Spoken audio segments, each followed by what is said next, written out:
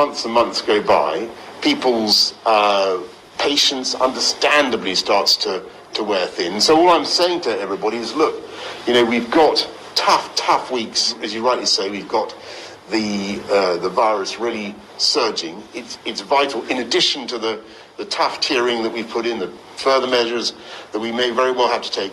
It's vital that everybody now does their bit together. On those further measures, this morning the Health Secretary said the old tier system is no longer strong enough.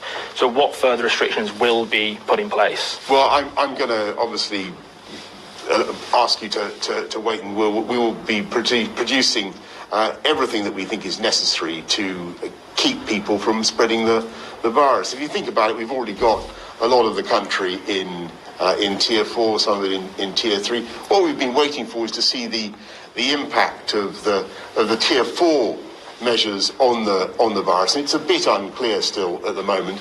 But I think there's, if you look at the numbers, there's no question that we're going to have to take tougher measures, and we'll be announcing those in due course. So back in March, one of the things that I look back on with the greatest misgivings was the closure of primary schools, because it's so important for young people to get an education, and the difference it can make to their lives being in school and not being in school at that age is really very, very important. So that's why closing primary schools is I think for all of us, is a last resort, and postponing the opening of primary schools is a last resort. And that's why we're looking at everything else we can possibly do to avoid that. Given the social, the damage, the educational damage that is, we've got a lot of the country in tier 4, some of it in tier 3. What we've been waiting for is to see the impact of the tier 4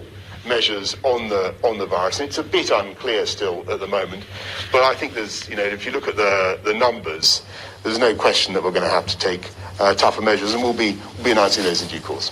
I understand people's apprehensions, and I would just, I would say respectfully to them, I think it's wrong to say that schools are unsafe. Schools are safe.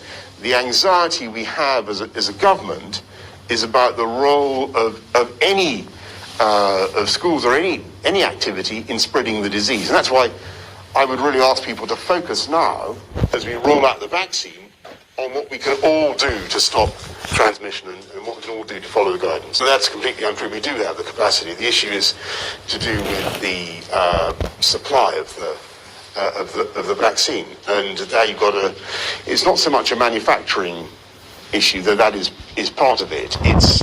It's also that each batch needs to be properly approved and quality controlled, because this is it's fantastic news that we have a vaccine, and we've got 2 vaccines. We have several vaccines coming down the track, and I think it's been amazing that it's taken as little as a year to produce this. But you've got to make sure it's properly approved before it goes into people's arms. And